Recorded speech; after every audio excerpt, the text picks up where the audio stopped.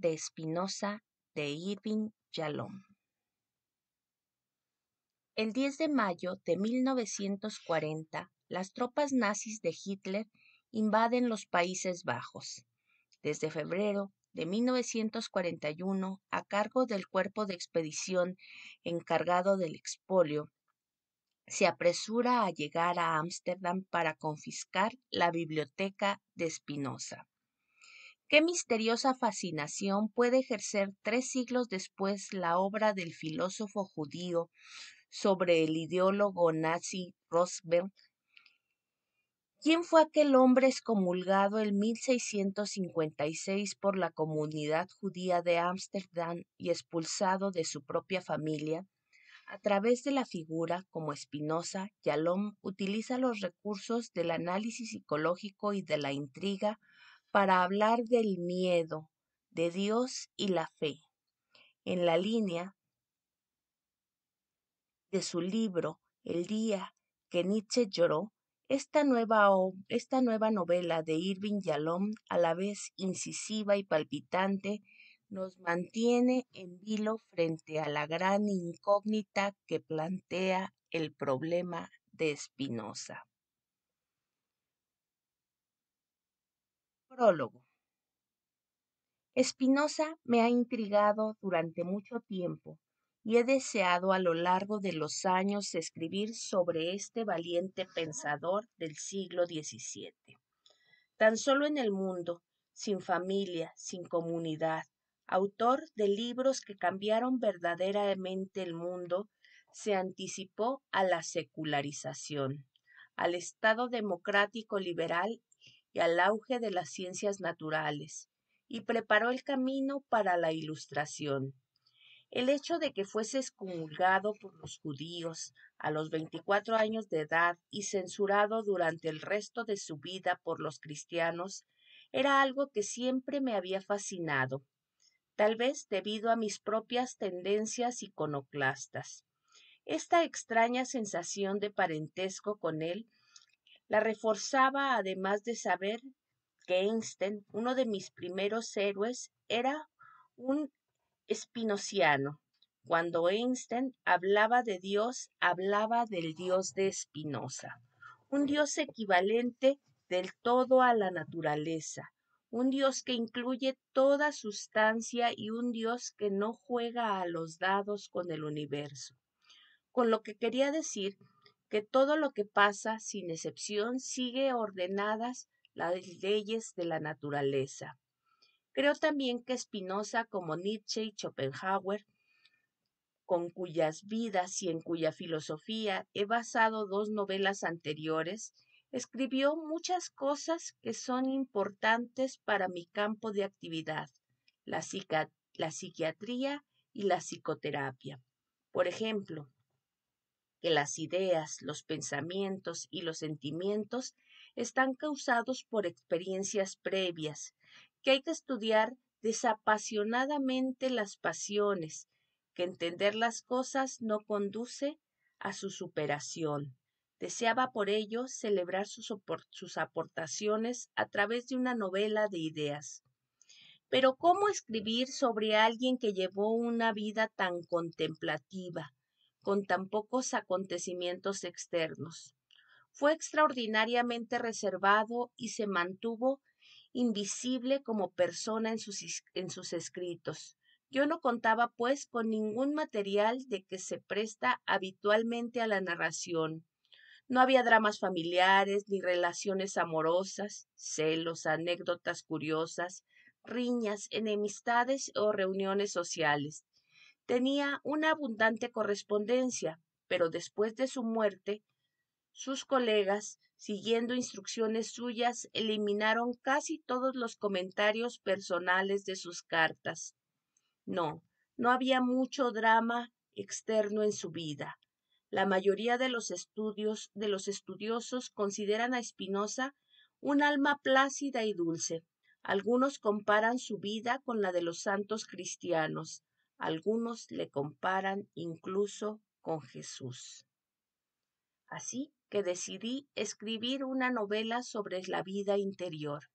Ahí era donde mi experiencia personal podría ayudar a contar la historia de Spinoza. Después de todo, era un ser humano y debía haber lidiado, por tanto, con los mismos conflictos humanos básicos que me atribulaban a mí y a los muchos pacientes con los que he trabajado durante décadas. Había debido tener una fuerte reacción emotiva al verse excomulgado a los 24 años de edad por la comunidad judía de Ámsterdam. Un edicto irreversible que obliga a todo judío, incluidos los miembros de la familia, a apartarse de él para siempre. Ningún judío volvería a hablarle, a tener relaciones con él, a leer sus escritos, a acercarse a menos de 4,5 metros de su presencia física. Y por supuesto, nadie vive sin una vida interior de fantasías, sueños, pasiones y anhelo de amor. Aproximadamente una cuarta parte de la obra más importante de Spinoza, la Ética, está dedicado a superar la servidumbre de las pasiones. Yo, como psiquiatra, estaba convencido de que no podría haber escrito esa parte a menos de que hubiera pasado por una lucha consciente de sus propias pasiones. Sin embargo, me mantuvo desorientado durante años el no poder encontrar la historia que una novela exige, hasta que una visita a Holanda 5 años atrás lo cambió todo. Había ido ahí a dar clases y como parte de mi retribución solicité y se me concedió un día Spinoza. El secretario de la Asociación Spinoza Holandesa, destacado filósofo spinoziano, accedió a pasar un día conmigo visitando todos los lugares importantes de Spinoza, sus casas, su tumba, la atracción principal, el Museo Spinoza. Fue allí donde tuve una epifanía. Entre el museo, Entré al museo a unos 45 minutos en coche de Ámsterdam, lleno de expectativas, buscando, ¿qué? Tal vez un encuentro con el espíritu de Spinoza, tal vez una historia, pero al entrar en el museo me sentí inmediatamente decepcionado. Dudé que aquel exiguo museo pudiese acercarme más a Spinoza. Los únicos artículos remotamente personales eran los 151 volúmenes de la biblioteca del filósofo, y acudí rápidamente a ellos. Mis anfitriones me concedieron acceso libre y cogí un libro del siglo XVII tras otro, oliéndolos, sopesándolos, emocionado por tocar objetos que había tocado en tiempos las manos de Spinoza. Pero mi anfitrión no tardó en interrumpir aquel sueño. Por supuesto, doctor Yalom, sus posesiones, la cama, los zapatos, las plumas y los libros fueron subastados después de su muerte para pagar los gastos del entierro. Los libros se vendieron y se dispersaron, pero afortunadamente el notario hizo una lista completa de ellos antes de la subasta. Y 200 años después, un filántropo judío reunió la mayoría de los títulos, las mismas ediciones de los mismos años y ciudades de publicación. Así que la llamamos la Biblioteca de Spinoza, pero es en realidad una reproducción. Sus dedos nunca tocaron esos libros. Dejé la biblioteca y me paré a mirar el retrato de Spinoza que había colgado en la pared. Y no tardé en sentirme fundido en aquellos ojos ovalados de gruesos párpados, inmensos y tristes.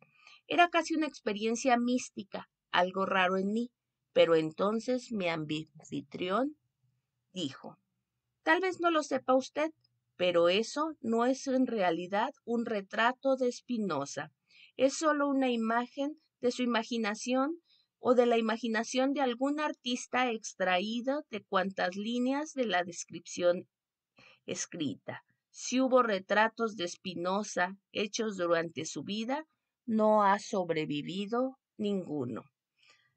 Tal vez un relato sobre lo increíblemente esquivo del personaje, me planteé, mientras examinaba el aparato de pulir lentes de la segunda habitación, que no era tampoco suyo como indicaba la placa del museo, sino otro similar.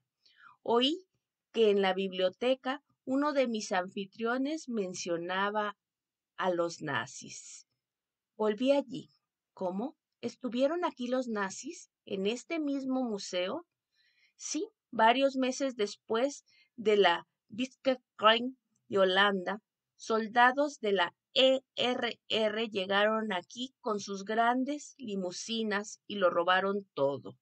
Los libros, un busto, un retrato de Spinoza, todo. Luego sellaron y expropiaron el museo. ERR, ¿qué significa eso? El comando del dirigente del Reich, Alfred Rosenberg, el principal ideólogo antisemita nazi. Era él quien estaba a cargo de las operaciones del saqueo cultural del Tercer Reich y el ERR saqueó toda Europa siguiendo sus órdenes. Primero, solo las cosas de los judíos y luego, en una etapa posterior de la guerra, todas las cosas de valor. Es decir, que Spinoza le quitaron por 2 veces estos libros, pregunté. ¿Quiere decir que esos libros tuvieron que comprarse de nuevo y se reconstruyó la biblioteca por segunda vez? No. Milagrosamente estos libros sobrevivieron y volvieron a traerse aquí después de la guerra, a falta de solo unos cuantos. Asombroso. Aquí hay una historia, pensé. ¿Por qué se molestó Rosenberg por estos libros?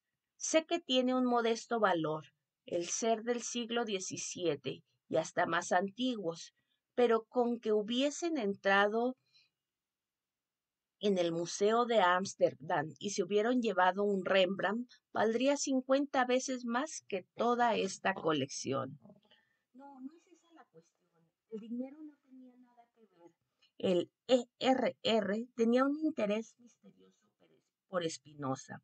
En su informe, el oficial al mando de la operación añadió una frase significativa. Se trata de obras antiguas, valiosas, de gran importancia para la investigación de el problema de Spinoza. Puede ver el informe en la red si quiere. Está en unos documentos oficiales de Nuremberg. Me quedé asombrado. Investigación del problema de Spinoza. No entiendo. ¿Qué quería decir? ¿Cuál era el problema de Spinoza para los nazis? Mis anfitriones se encogieron de hombros y alzaron las palmas de las manos a la vez como un dúo de mimo.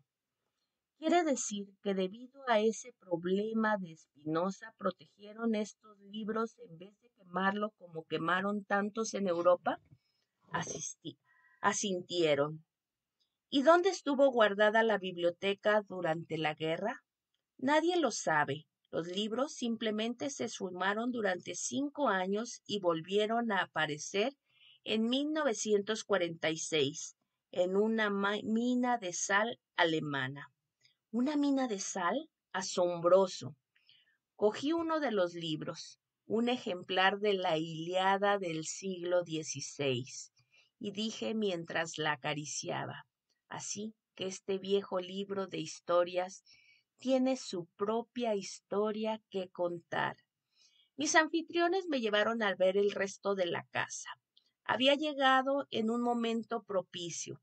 Pocos visitantes habían visto la otra mitad del edificio, pues había estado ocupado durante siglos por una familia de clase obrera. Pero el último miembro de esa familia había muerto recientemente y la sociedad de Spinoza había adquirido rápidamente la propiedad y estaba empezando por entonces la reconstrucción para incorporarla al museo. Sorté los escombros de la construcción en mi recorrido por una modesta cocina y un salón, y subí luego una escalera estrecha y empinada que conducía a un dormitorio pequeño y sencillo. Examiné rápidamente aquella modesta habitación y cuando empezaba a bajar otra vez por la escalera, mis ojos captaron una grieta de 60 por 60 centímetros en un rincón del techo. ¿Qué es eso? El viejo encargado subió unos cuantos escalones para mirar y me dijo que era una trampilla que conducía a un pequeño espacio en el desván donde habían estado ocultas durante la guerra por el peligro de los nazis dos judías, una madre ya mayor y su hija. Las alimentamos y cuidamos de ellas. Una tormenta de sangre y fuego en Europa. 4 de cada 5 judíos holandeses asesinados por los nazis. Sin embargo, en el piso de arriba de la casa de Espinosa, ocultas en el desván, 2 judías habían estado devotamente cuidadas durante la guerra. Y abajo, el pequeño Museo Espinosa había sido saqueado, precipitado y expropiado por el Comando Rosenberg, porque su biblioteca podría ayudar a los nazis a resolver su problema de Spinoza. ¿Y cuál era el problema de Spinoza? Me pregunté si aquel nazi, Alfred Rosenberg, habría estado buscando también a su manera sus propias razones a Spinoza. Había entrado en el museo con un misterio y salía de ahí con 2. Poco después empecé a escribir.